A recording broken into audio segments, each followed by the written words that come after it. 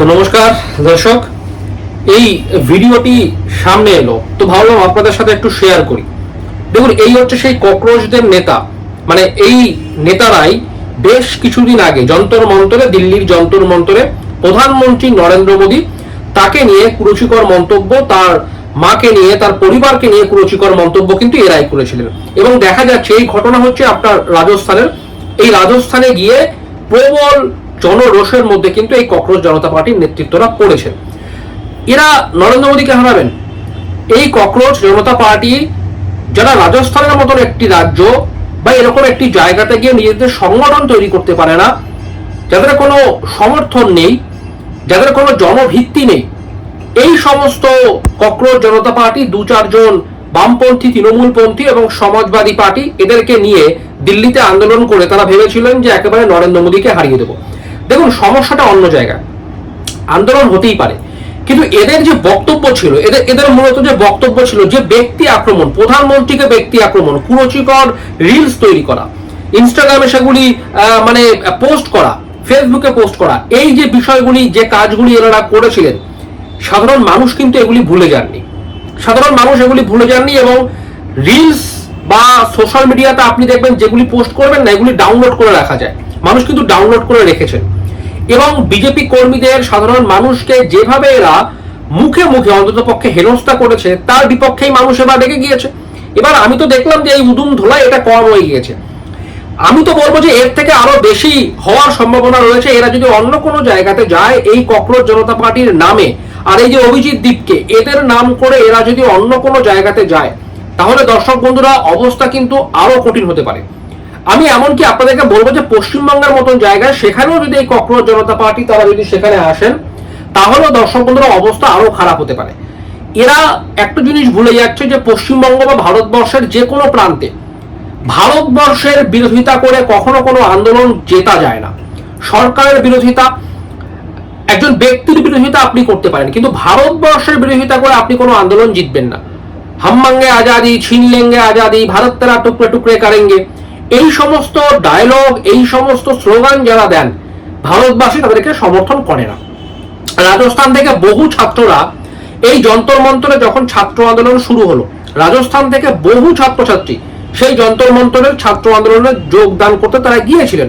পরবর্তীকালে তারা যখন বুঝলেন যে এই ছাত্র আন্দোলনের নামে আন্দোলনটা শুধুমাত্র এই ককরোচ এবং এই বিরোধী ইন্ডিজোট কংগ্রেসের মদতে তারা আন্দোলনটা করছেন, তখন এই ককরোচ জনতা পার্টির আন্দোলনে আর এই ছাত্ররা কিন্তু আর থাকেননি, তারা চলে এসেছেন এবং তাদের জায়গাতে এই যে দল, ইন্ডিজোটের যে দলগুলি রয়েছে, সেই দলের প্রতিনিধিরা সেই আন্দোলনে যোগদান করেন। আমরা দেখলাম বামপন্থীদের একটা পক্ষ থেকে সেখানে গিয়ে বক্তব্য রাখা হলো, তৃণমূল কংগ্রেসের বেশ কয়েকজন সেখানে বক্তব্য রাখলেন, কংগ্রেসপন্থীরা সেখানে গিয়ে বক্তব্য রাখলেন। তো এটা আলটিমেটলি এই যে লড়াই, সেই লড়াইটা কিন্তু হাইজ্যাক হয়ে গেল। এটা এই ছাত্রছাত্রীরা তারা কিন্তু বুঝতে পেরেছিলেন, ফলে সেখান থেকে তারা চলে এসেছেন এবং পরবর্তীকালে ছাত্র আন্দোলন সেটি সফল হয়নি, সেটি ব্যর্থ হয়ে গিয়েছে। এবার এই যে ছাত্র নেতা, এরা কি করেছিল, মানুষকে ম্যানিপুলেট করে ভুল বুঝিয়ে তারা নিয়ে যাওয়ার একটা চেষ্টা করেছিল। চলো তোমরা দিল্লিতে যাবে, দিল্লির যন্তর মন্তরে যাবে, কি কেন? কারণ হচ্ছে ছাত্র আন্দোলন, ছাত্রদের প্রশ্নপত্র কেন লিক হচ্ছে এটা নিয়ে আন্দোলন করবে। কিন্তু এটার পেছনে, এই প্রশ্নপত্র লিক হওয়ার পেছনে, এই আন্দোলনের পেছনে এই যে ইন্ডিজোট, এই যে ককরোচ জনতা পার্টি, এই যে অভিজিৎ দীপকের মতন ব্যক্তিত্বরা তারা ভারতবর্ষের সরকার বদলাতে চেয়েছিলেন, এটা কিন্তু এই ছাত্ররা তারা বুঝতে পারেননি। কারণ ছাত্ররা তো পড়াশোনা করেন, তারা তো দীর্ঘদিন ধরে একেবারে পড়াশোনার মধ্যে রয়েছেন, রাজনীতি সম্পর্কে তাদের হয়তো সেভাবে কোনো ধারণা নেই। তো তারা ভেবেছিলেন যে ঠিক আছে, যেতে হবে।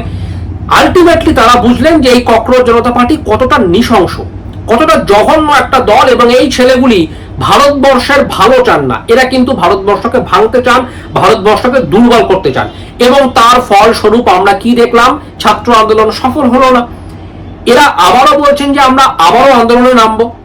এবার দেখুন, আন্দোলন তো আর শেষ হওয়ার কোনো জায়গা নেই, কারণ কি এরা একটি আন্দোলন বন্ধ হলে আবার একটি আন্দোলনে নামবে। কিন্তু এখন যা পরিস্থিতি তৈরি হয়েছে, তাতে সাধারণ মানুষ কিন্তু যথেষ্ট সতর্ক। যেখানে এই ককরোচ আন্দোলনে নামবে, এই ককরোচ জনতা পার্টি যেখানেই আন্দোলনে নামবেন, দেখবেন সাধারণ মানুষ কিন্তু প্রতিরোধ করবে। এবং এই যে আপনারা দেখছেন ভিডিও, এর থেকে আরো জঘন্য ঘটনা ঘটতে পারে। এদের প্রতি মানুষের একটা রাগ রয়েছে দর্শক। আমরা তো সোশ্যাল মিডিয়ায় কমেন্টগুলি দেখি, সোশ্যাল মিডিয়াতে আমরা বিভিন্ন সময় কমেন্ট দেখি, কমেন্টগুলি দেখেও আপনাদের সামনে একটা বিশ্লেষণ করি।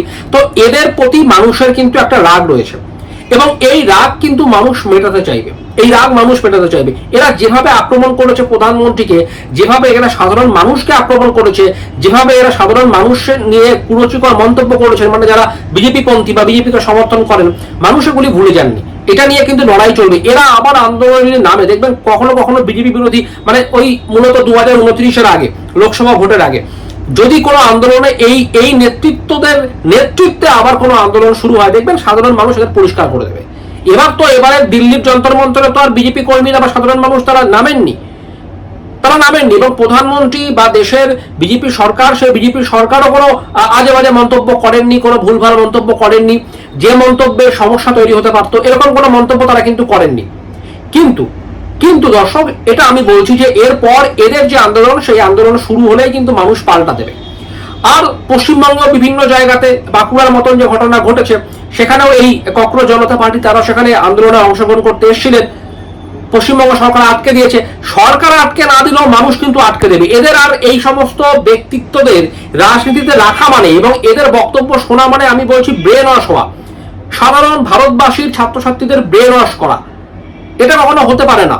একটা মিথ্যে প্রতিশ্রুতি দিয়ে, একটা মিথ্যে ফান্ডিং থেকে, কুয়েত থেকে, কাতার থেকে লাঞ্চ আসছে, ডিনার আসছে, এবং সেই লাঞ্চ ডিনার গ্রহণ করে তুমি ভাই আন্দোলন করছো ভারত সরকারের বিরুদ্ধে। ভারত সরকার পরিবর্তন করে দেবে।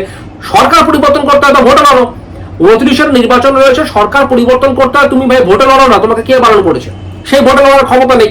তাহলে এখন ভোটে লড়ার যেহেতু ক্ষমতা নেই, এবার ইনডাইরেক্টলি মোদীকে হারাতে হবে। মোদীকে হারাতে গেলে কি করতে হবে? চলো যন্তর মন্তর, চলো দিল্লি দখল করো, সেখানে সংসদ ভবনে ভাঙচুর করো, তার সামনের জায়গাগুলি ভাঙচুর করো, দিল্লি ভাঙচুর করো। বহু পুলিশ আক্রান্ত হয়েছেন, বহু আধিকারিক যারা রয়েছেন, সরকারি আধিকারিক, তারা আক্রান্ত হয়েছেন, প্রচুর মানুষ হেনস্থা হয়েছেন এদের আন্দোলনের ফলে।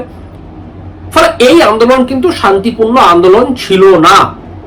এই আন্দোলন কখনোই শান্তিপূর্ণ আন্দোলন ছিল না এবং আমরাও আপনাদের সামনে এই ভিডিওগুলি কিন্তু এর আগেও তুলে ধরেছি। তো যাই হোক, রাজস্থানের এই ঘটনা, এটা আপনাদের সামনে তুলে ধরা উচিত বলে আমি মনে করি। কিন্তু এটা সবে শুরু হচ্ছে এই ঘটনা। আরো যত দিন যাবে দেখবেন এই ককরোচ রাস্তায় নামলেই মানুষ এবার স্প্রে নিয়ে নামবে।